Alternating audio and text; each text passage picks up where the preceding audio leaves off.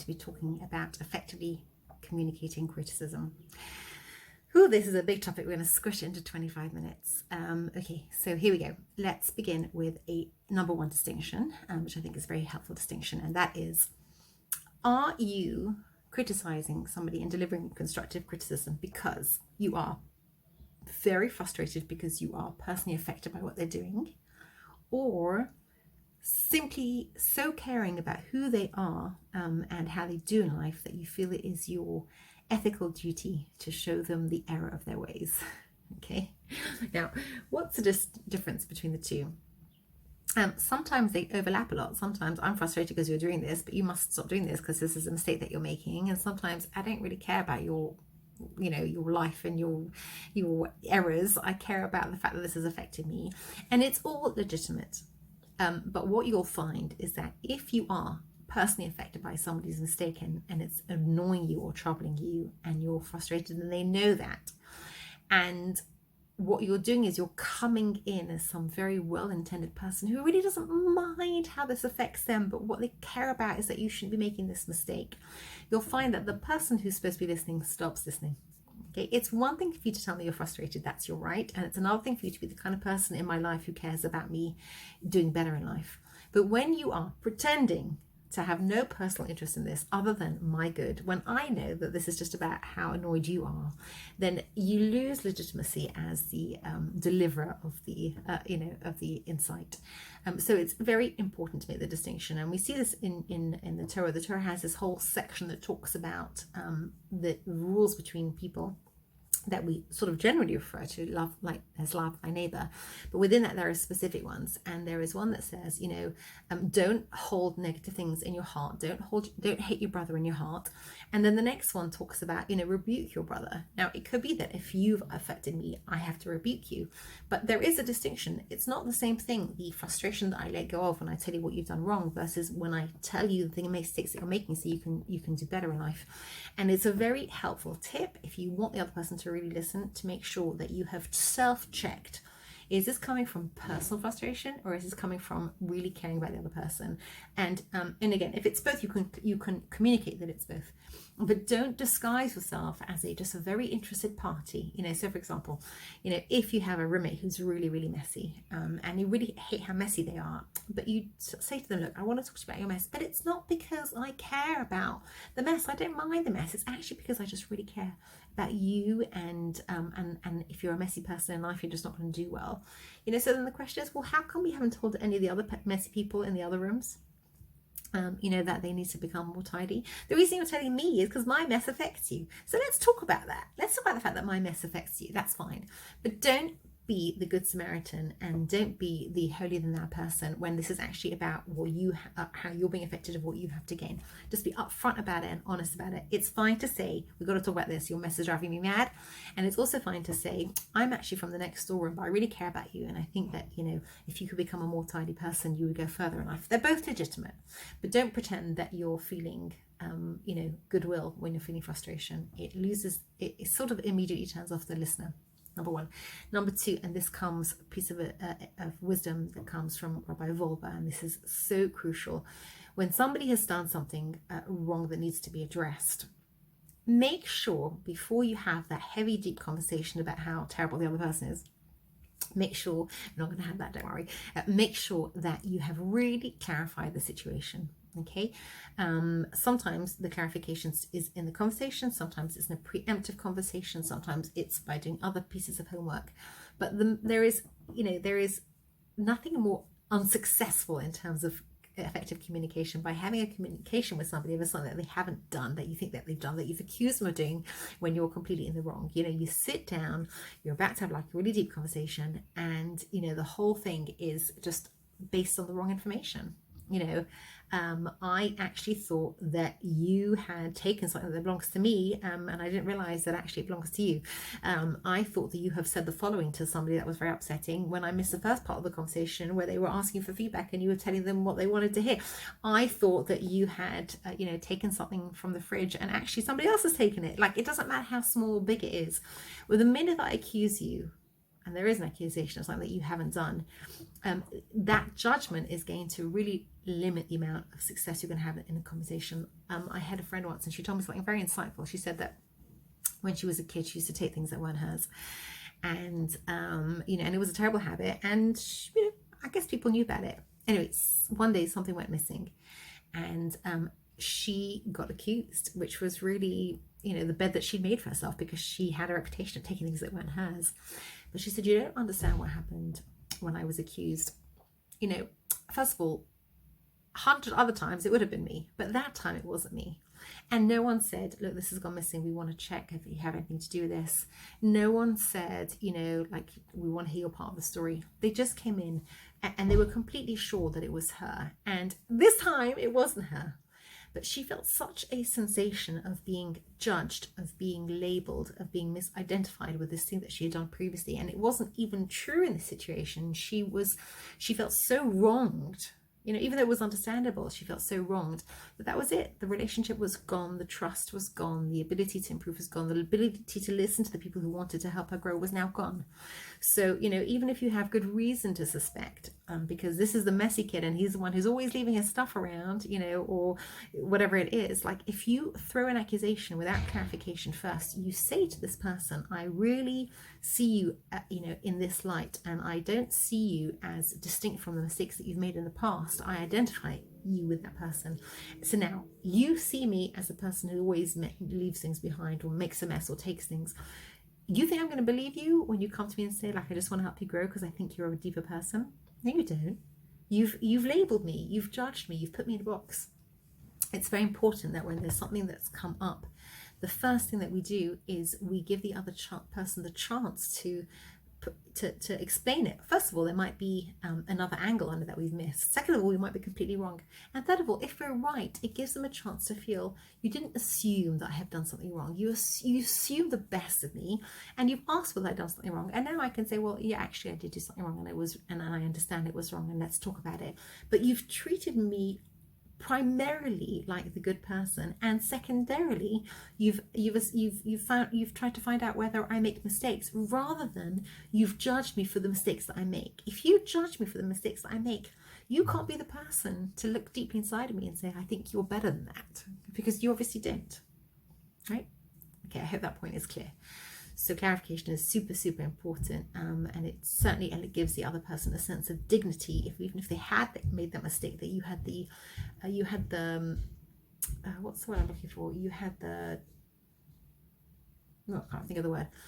The decency. That's it. You had the decency to give them a chance to be seen as someone who doesn't make that mistake, even if they have, and you've expressed them. I communicate, I see you as a real good person first, and the mistake is second. Okay, so we're going to run through a whole bunch of little pieces of information that are super helpful for communicating effectively, because that's what we want to do. Okay, and again, before we even have this conversation, one more piece: you have to make sure that it's okay for you to be having this conversation. Okay, you've got to make sure that this is not out of place. A child does not really have the right to tell off a teacher. The teacher doesn't want to hear it from the child. There are ways of communicating. Sometimes you have to go to the principal, sometimes the parents have to talk to the teacher, sometimes the board has to be involved.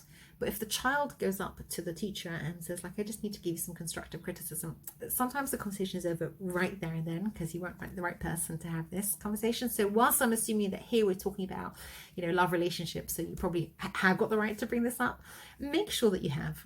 Or make sure that you're not digging too deep into a topic that doesn't concern you, or that your relationship hasn't quite warranted you yet going there. Sometimes there are really deep things, and you've got to be really deep in the relationship before you even have the emotional right to bring it up. So check in that you're the right person to be having this conversation. Okay, and now let's go. So number one, I would say, is timing. Okay, now how do you know that it's a good time for the other person to be having a conversation? So first of all, you can use your judgment. If they've come in from work and they've just said, gosh, I've had the most awful day ever and I'm exhausted, you know that this is not a good time to be having this conversation. So use your judgment. But the more effective way to ask to find out whether this is a good time for the other person to be having a deep and heavy conversation, which often is to ask them. Okay, now this is what happens when you ask someone, look, we need to talk about something, is now a good time? a few things happen. Number one, if it's not a good time, they have the opportunity to say, oh, please, not now. Please, I've got such a headache. I'm so exhausted. I'm feeling so rejected as is. I can't take any more, and sometimes people will just know that they've done something wrong. I just can't take anymore. And I've had this before where, my husband and I have needed to have a conversation, and I've said, is this a good time? Or he said, and the answer has been, honestly, like, no, now's not a good time. I'm not feeling emotionally open or strong enough. I just need lots of love and support right now. I don't need any more pressure. And the correct answer to that is not, oh, well, we need to talk anyway. The answer to that is, all right, darling, so we do need to have a conversation. Let me know when it is a good time. So number one, if it's not a good time, you figure that out. Number two, you've warned the other person that there's a heavy conversation ahead, so you don't have the surprise tactic or element that you do not want in a relationship conversation like this. It's a heavy conversation about something wrong that somebody has done. The last thing you want to do is catch them off guard and put them in the defensive. Number three, when they do say to you, either then or later on, okay, now is the right time for this conversation, what they've done is they've emotionally prepared themselves and they've given you permission to go ahead and say what you have to say. And that's, even if they don't know what you're going to say, the fact that they've given you permission at all to speak now about what the problem is means that they are much more open than they were before they'd given you permission.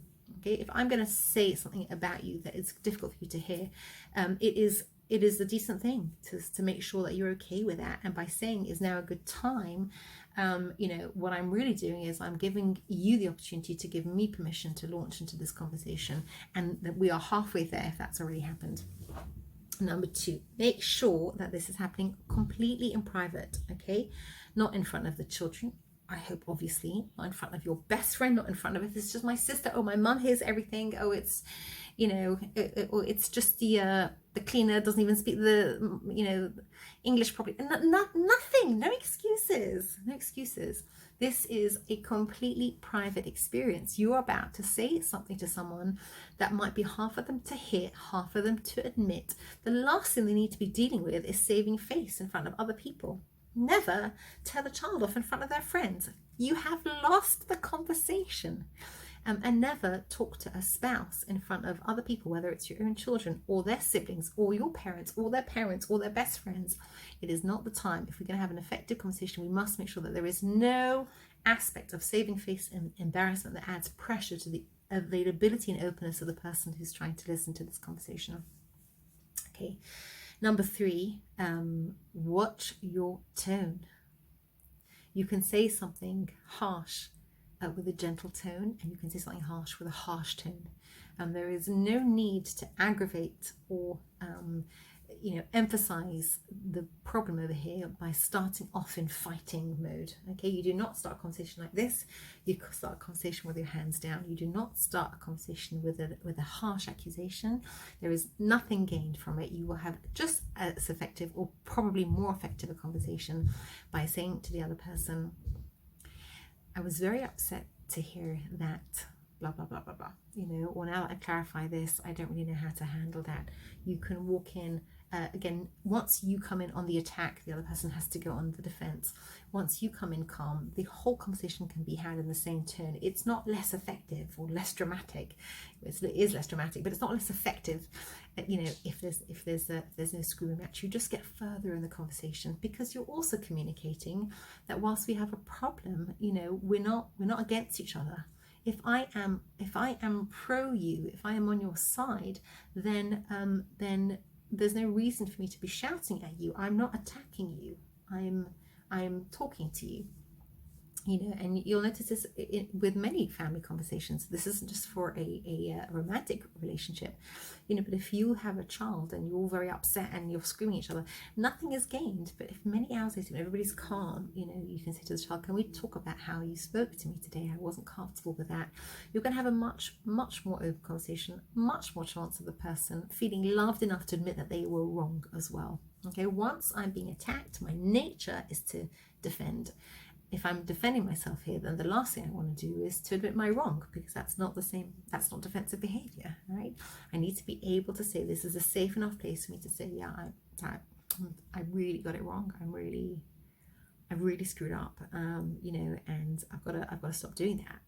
If I feel love from the tone, I'm more likely to feel this is coming from concern in me and care in me, and to feel safe enough. Because you have to remember, when somebody's done something wrong, it's not easy to admit to yourself or to anybody else that you've done something wrong. You need to feel safe enough to be able to say, yeah, that was a mistake.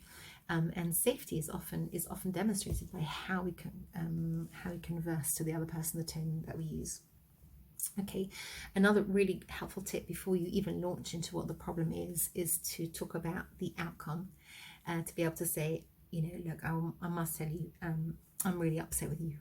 And I'm going to tell you why I'm upset with you, or I think you made a terrible mistake. But I'm talking about this because I care about you, and because I care about our relationship. And I am risking this whole conversation, even though it's uncomfortable for both of us, because I want us to become close again, because I don't want to be upset with you, because I don't want to see you making this mistake.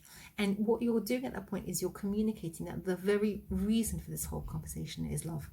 And that this conversation is uncomfortable now, but soon it's going to get to a point of more closeness, so that if you have a conversation in the future, there's that feeling of, okay, listen, we have these conversations that can be difficult, but the outcome is not that we're further apart from each other. The outcome is that we're closer to each other, and there's nothing wrong with saying to someone whom you love but who's upset you, I really love you, and I'm really upset with you. And this is something that we need to talk about, because it's a mistake that's happening, too often. But I'm having this conversation because I love you. I'm not motivated by my frustration, even though I have frustration. I'm motivated by my complete investment in this relationship.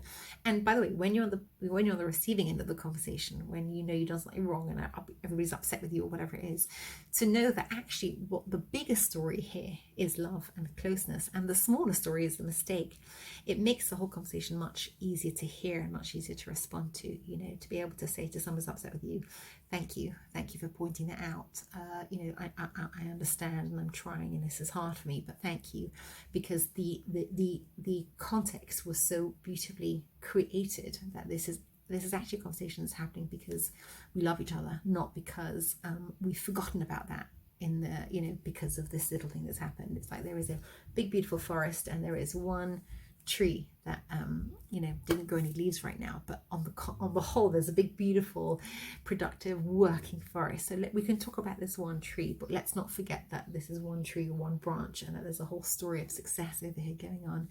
And it just makes the conversation a lot easier, because it's very painful when the feeling is all the good in our relationship has now become irrelevant because of this one little thing that happened, this one little mistake that happened, this one little bad habit, or bad character trait. There is a bigger story, and the story, it does provide the backdrop for this mistake too, and the feelings over here. Okay. Another really good tip is to avoid certain words. Okay, in our family, our 3 top words to avoid are well, that's actually 4 now. I've added a new one recently. It's always, never, just, and whatever. Okay, now let's look at always and never first. The person has left, I don't know, stupid example, their socks on the floor. Yeah, the old-fashioned example, right? You always leave your socks on the floor. So 1 second, do they always leave their socks on the floor?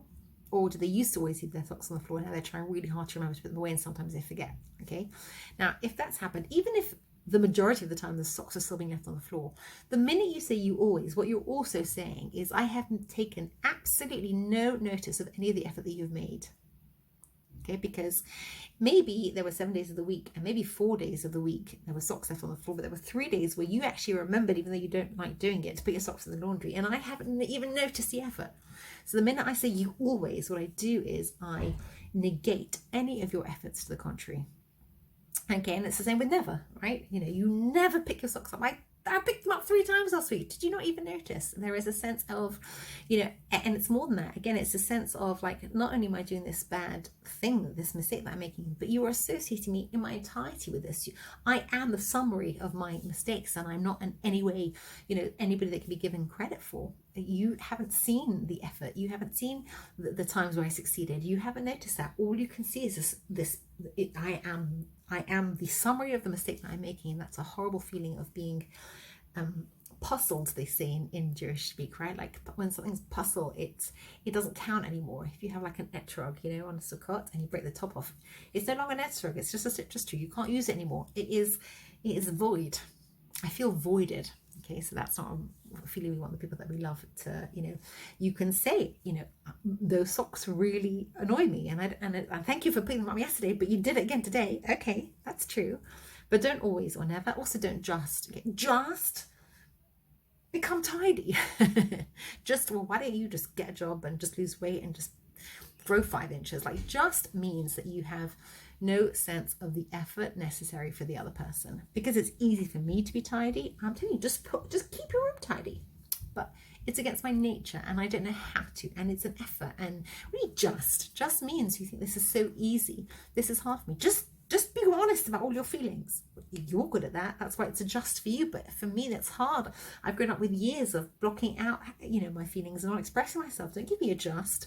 Just tells me that you don't think this is hard, or that you don't recognize this is hard for me. You don't see me at all in this situation. And whatever, like Jerry Springer style, like whatever, that means like, block. I'm not interested in involving you in my feelings. Like, I'm really frustrated. Whatever.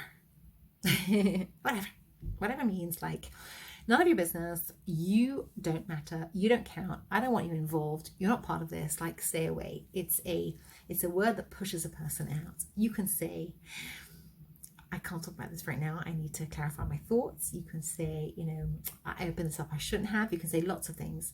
But when you whatever a person, you physically you sort of physically emotionally block them out of your life, and that's a really horrible feeling for someone that loves you or that you love. Okay, so avoid those words. Another good tip is that when you're talking about your frustrations, talk about your frustrations in language that communicates your frustrations, not accusations. There is a very big difference between saying to someone, when I see those socks on the floor, I feel that things that are important to me are not valued. That's very different to saying, you leave your socks on the floor the whole time because you don't care. Don't talk about what they're experiencing, because this is not about what they're experiencing. Talk about what you're experiencing. Talk about it in your language.